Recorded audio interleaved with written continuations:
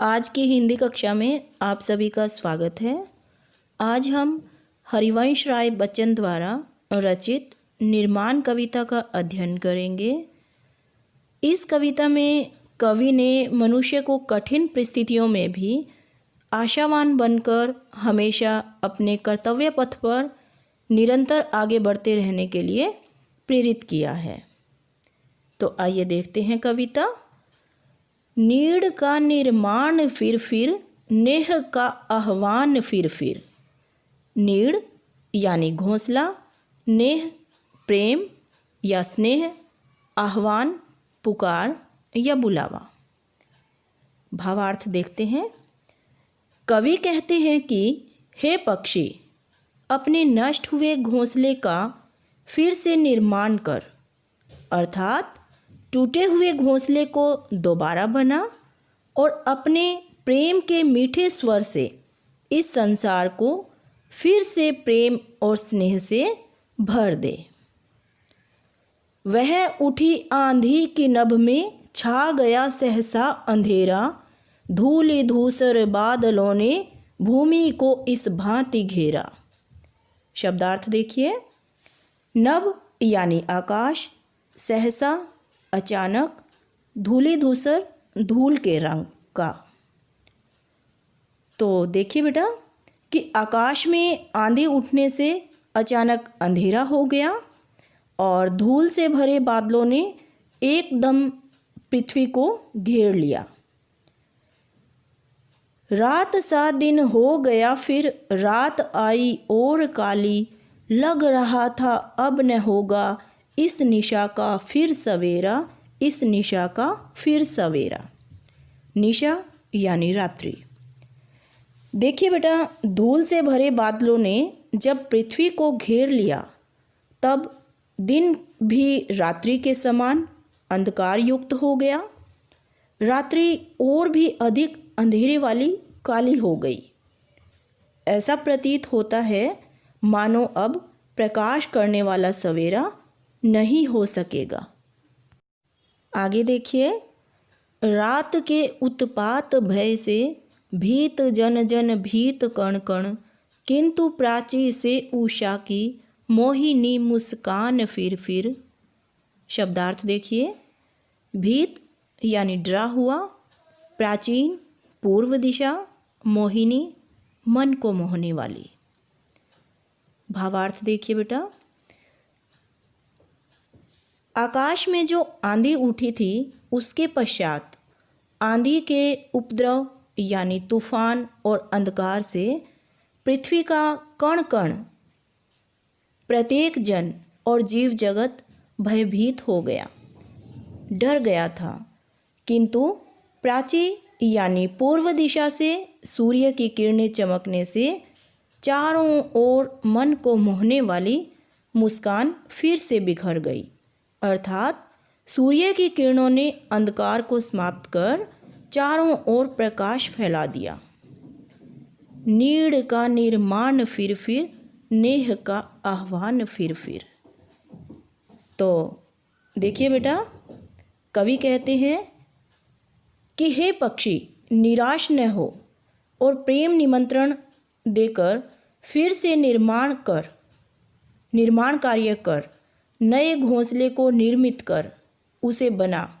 अर्थात कवि कहना चाहते हैं कि यदि जीवन में कठिनाइयों, दुखों, मुसीबतों रूपी तूफान आए भी तो उनसे घबराना नहीं चाहिए, बल्कि संभल कर फिर से नए सिरे से निर्माण कार्य में लगकर अपने कर्तव्य पथ पर हमें आगे बढ़ना चाहिए। आइए आगे देखते हैं। वह चले झोंके कि कांपे भीम कायावान भूधर, जड़ समेत उखड़ पुखड़ कर गिर पड़े टूटे विटपवर। शब्दार्थ देखते हैं। झोंके तेज हवा, भीम कायावान विशालकाय यानी बड़े आकार वाले, भूधर पर्वत, समेत साथ, विटप पेड़ यानी वृक्ष। भावार्थ देखते हैं। देखिए बेटा, रात्रि के भयंकर तूफान और आंधी ने जनजीवन को अस्त व्यस्त कर दिया। रात्रि में जो आंधी आई थी वह इतनी भयंकर और विनाशकारी थी कि उससे बड़े आकार वाले पर्वत भी हिल उठे। यहाँ तक कि बड़े बड़े पेड़ टूटकर जड़ सहित उखड़ उखड़ कर नीचे गिर पड़े। आगे बढ़ते हैं। हाय तिनकों से विनिर्मित बने घोंसलों पर क्या न बीती, डगमगाए जब की कंकड़ ईंट पत्थर के महल घर। फिर तिनकों से बने घोंसले भी उस आंधी और तूफान से नष्ट हो गए। कंकड़ पत्थर और ईंट से बने सुदृढ़ महल भी डगमगा गए। बोल आशा के विहंगम, किस जगह पर तू छिपा था, जो गगन पर चढ़ उठाता गर्व से निजतान फिर। विहंगम यानी पक्षी। भावार्थ देखते हैं। अब देखिए कि इतना विनाश होने पर भी उस पक्षी में आशा रूपी पक्षी छिपा बैठा था। यह पक्षी आकाश में उड़ते उड़ते बहुत ऊंचाई पर पहुंचकर गर्व से सीना तान उड़ रहा था, अर्थात उसने हार नहीं मानी थी। नीड़ का निर्माण फिर, नेह का आह्वान फिर।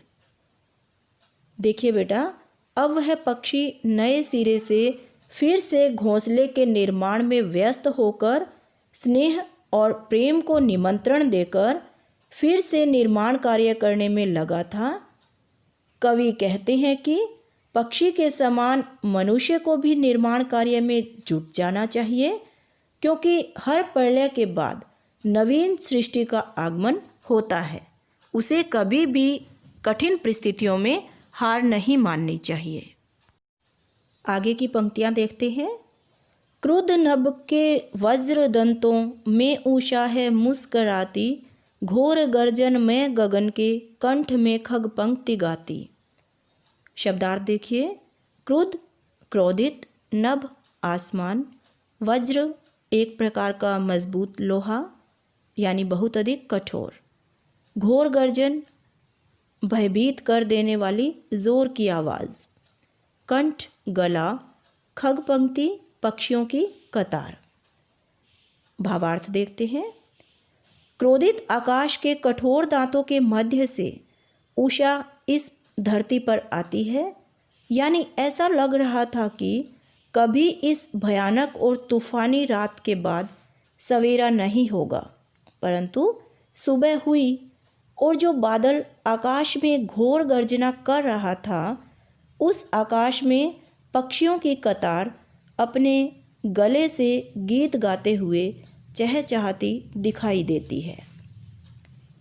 एक चिड़िया चोंच में तिनका लिए जो जा रही है, वह सहज में ही पवन 49 को नीचा दिखाती।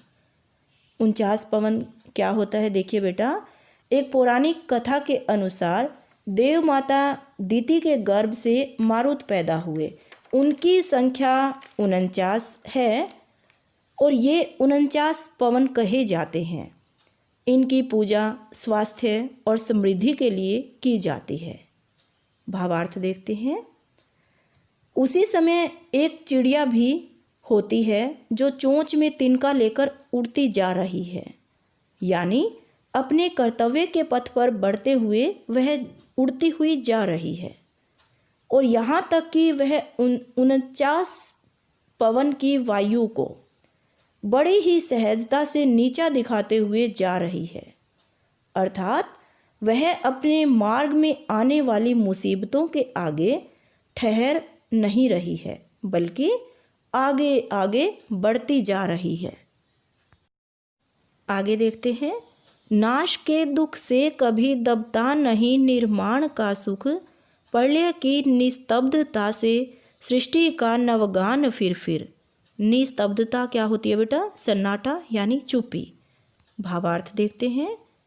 देखिए बेटा, कवि यहाँ कहना चाहते हैं कि व्यक्ति को हमेशा आशावान बने रहना चाहिए, क्योंकि जब भी सब कुछ नष्ट हो जाता है, यानी नाश हो जाने के बाद दुख तो अवश्य होता है, परंतु जब जब व्यक्ति पुनः निर्माण करता है तो उसमें उसे सुख यानी आनंद की भी प्राप्ति होती है। प्रलय की निस्तब्धता से सृष्टि का नवगान फिर। और जब प्रलय होती है यानी विनाशकारी स्थितियां आती हैं तो चारों तरफ खामोशी यानी चुप्पी छा जाती है, परंतु उस चुप्पी को तोड़ते हुए इस संसार में निर्माण कार्य तो होते ही रहते हैं। उदाहरण के लिए अभी कुछ दिन पहले उड़ीसा व पश्चिमी बंगाल में समुद्री तूफान आया था, तो वहाँ भारी संख्या में जानमाल की हानि हुई। चारों ओर विनाश लीला दिखाई दे रही थी, परंतु ऐसा नहीं कि उसके बाद वहाँ लोगों ने दोबारा जीवन जीने का प्रयास ही ना किया हो। अर्थात जिनके घर टूटे, जिनका आश्रय छिन्न भिन्न हुआ, उन्होंने फिर से नवनिर्माण किया, वे अपने कर्तव्य पथ पर आगे बढ़े। नीड़ का निर्माण फिर, नेह का आह्वान फिर। तो प्यारे बच्चों, कवि कहना चाहते हैं कि घोंसला नष्ट हो जाने पर जिस प्रकार पक्षी बार बार उसका नव निर्माण करता है, उसी प्रकार किसी कारणवश अर्थात किन्हीं समस्याओं के कारण व्यक्ति में यदि मतभेद उत्पन्न हो जाता है तो उसे दूर कर प्रेम पूर्वक मिलजुल कर रहना चाहिए और विषम परिस्थितियों में भी उसे निराश नहीं होना चाहिए, बल्कि हमेशा आशावान बने रहना चाहिए। तो आप सभी भी अपने जीवन में अगर कभी भी आपके समक्ष इस प्रकार की विपत्ति आती है, मुश्किलें आती हैं, बाधाएं आती हैं, तो उनका डट कर सामना करें। वह जीवन में हमेशा सकारात्मक भाव से आशावान बनकर अपने कर्तव्य पथ पर अग्रसर रहें। उम्मीद है आपको कविता का भाव समझ आया होगा। मिलते हैं अगली वीडियो में, तब तक के लिए धन्यवाद। शुभ दिन।